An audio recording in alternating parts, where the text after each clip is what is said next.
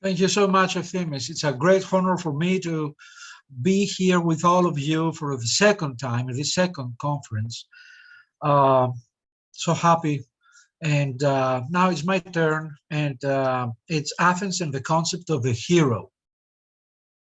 The Athenians of the classical age, like all the other Greeks of the Hellenic world, emphatically and consciously regarded heroism as the supreme value characterizing humans. The hero is a human in transition to become a god, or at least a symbol of mediation between the common and the uncommon. Heroism in the classical age was manifested ideologically, politically, and artistically. The Athenian hoplite must be a hero as a warrior on the battlefield, but as a citizen too who is concerned about the general good, while women as heroines possess a stable part of the wider meaning of heroism in the Hellenic universe. Heroes and heroines compose one of the most meaningful archetypes of Athens and Hellas as living examples of a lifestyle which required the uppermost qualities for the social influence upon polis. The ideology of how to be a hero, heroine, educated generations of ancient Greeks, but which is the meaning of the concept of the heroism in the modern world? Is it still alive? In this presentation, the archetype of the hero-heroine is analyzed digging the strata of concepts and ideologies from the ancient to the modern ages. But, before all, we should first make a walk back to the so-called heroic age of the Greeks, to what we archaeologists mean by Bronze Age.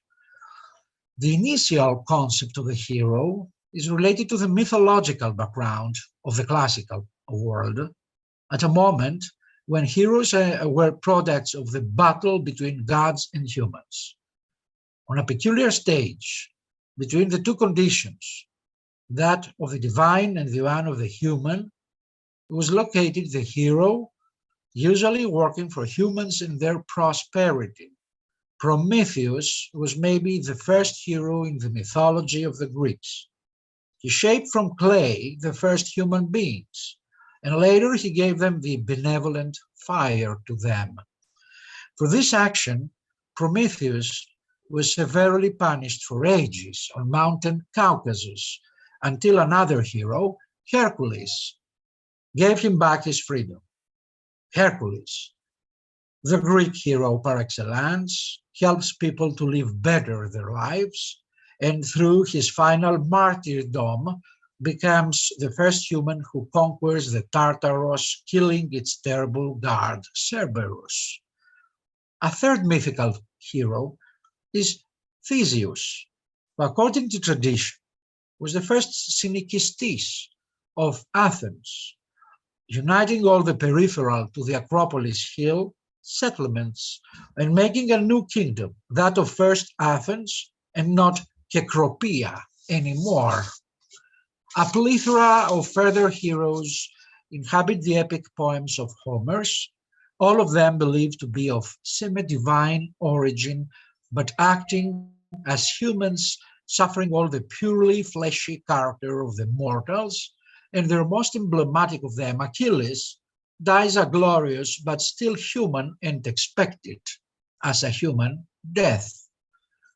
The Greek Dark Ages are following, which is the transitional period between the collapsed Mycenaean palaces and the archaic pre-classical period of Greece, leading to the classical world. No new heroes appear anymore, but the old ones are worshipped as such, as a form of popular belief widely spread throughout the Hellenic universe, deeply rooted into the psychology of the people and substantial element of their social and cultic reality. Polydemon was the Hellenic world, where demon means, among other things, the hero, powers related to names such as Εύνωστος Ταναγραίος, Εχετλαίος of Marathon, Kiamitis, Auxisia of Aegina, Thalo and Carpo, Calligenia, Amphidromos, Deities of Achaia, Maton the Spartan, Academos of Arcadia and Attica, and many others populate the countryside before becoming heroes of the city-state. Among the above-mentioned popular heroes of the countryside, I choose two, Academos and Echetleos, the first getting for unclear reasons the heroic character and worshipped in the immediate outskirts of Athens, the second becoming a hero in the dawn of the classical period as a terrible warrior who exterminates with his mysterious weapon the Persians on the Marathonian plain. Academos, according to tradition, comes from Arcadia. He is a prince and he assists the Spartans to have back Helen from Theseus' hands in Athens. His worship is shared among the peasants of the famous Academia, a very old settlement outside Athens. Echetleus appears from nowhere and fights heroically the Persian invaders at the Battle of Marathon, entering as a popular narrative in the hands of the Athenian propaganda in later Athens' efforts to prevail among the other city-states of Hellas. But two polites of the Palladian polis are crowned by Athens first during the very latest stage of the archaic period as heroes who don't possess any divine origin, who belong to the wide frame of the Athenian citizens, and who die tortured by order of the Pisistratian family. These two first properly human heroes in the history of Athens are Harmodius and Aristogiton, who according to the prevailing belief killed Hipparchus, son of Pisistratos and brother of Hippias, in the very middle of the Athenian agora, during the most symbolic festival of the polis, that of the Panathenaea. The humanized hero becomes from now on symbol, aegis, and tool in what is to become a little later the Athenian democracy, despite the belief that their action was not connected at all to any real democratic movement against the Pisistratian dictatorship, but in reality to a secret love affair and a public revenge. Heroes die, but survive somehow in the public conscience. Heroes become, heroes suffer for the general good. Heroes exist in classical Athens and the classical Hellenism, and soon after the Persian Wars have their own statues in the public plaza of the Agora, with dedications from the demos, emblems of the human survival through the anxiety of death, physical and mostly political. The political system of Athens of the 5th century uses them when it doesn't invent them. The Athenian polis is crowded by them, especially after Marathon, Thermopylae, Salamis, and Platees.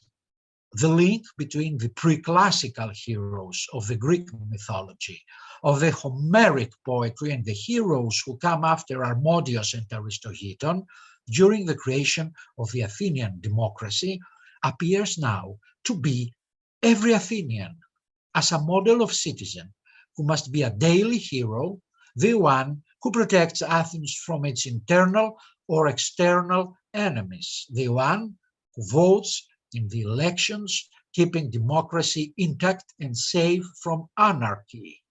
It is the ideal citizen who maybe doesn't really exist, but who follows as an idea the always in danger democratic prerogatives of the fragile and vulnerable political balance. Having as a prototype the old archetype of the concept of the hero, heroine, The hero of classical Athens is a real human atomon and politis, the philosopher, the hoplites, the Hippeas, the archon, and the merchant. Like the artistic optical view for the perfection of the human body produced in the workshops of Athens and Attica in the 5th and the 4th centuries Athens, whose character is not real, but fantastic and over-idealized, like Plato's Republic, which is offered not as a pragmatic and realistic political system, but as the utopic one. The hero of the classical age can exist only as a utopic construction. Classical Athenians are the first who express openly in their arts, in their political system, and in their dramatized persona of the hero, the utopia, the topos, the pagan paradise of the humans, not on heaven, but on earth. It is in this non-existent topos where is situated the statue of the classical hero in democratic Athens. He, she exists in the minds as archetype in the battles, political and military in reality. Utopia lives among the Greeks and especially among the Athenian people together with their beautiful statues that reflect the idea and not the real, still putting the atomon as politis above and against the theocratic bondage of the past. Hero, politis, citizen, voter, and elector lives into a political frame given as a prototype and based on the archetype of the good idea. With a radical change of the political conditions in Athens after the Peloponnesian War and the new opening towards the cosmos of Alexander and the annihilation of the concept of the polis with the metropolis and later with the new dream of the cosmopolis of the Greek Macedonian Empire, the hero becomes too more realistic, not even anymore as a citizen, but as a mercenary, as a person who must open new roads, not necessarily political, in the dystopia created under the collapsed walls of the ideal polis, and totally naked politically out there, the idea of the creation of a eftopia seems to be very far away. Greeks in deep Asia, in Egypt, in the Black Sea, and everywhere again, as simple individuals now, in a continuous effort for survival in the widest, until that moment, universe, and totally exposed, can be still be heroes but lonely, not used in any political propagandas, not protected by any system, and mostly of all, no symbols anymore. We are talking now not anymore about the heroes as humans, but about the humans as heroes, battling against difficulties and often against their phobias. But despite the genesis of our newly invented political system, the empire, which is based not on the concept of the atomon anymore, but on the globalized masses, heroes exist and again die for the others and the general good. They sacrifice their lives and most of the times remain unknown and forgotten by everyone. Today, heroes exist, but are unknown and nameless. They live lives among other billions of others, common people on a global scale. They cannot be seen as emblems of anything, with the exception of their secret and private sacrifice. There are no polis, according to the ancient meaning, but megapolis, and a dystopic revenge against the idea of the classical hero. I repeat, against the idea of the classical hero. talking with the words of Konstantinos Doxiadis.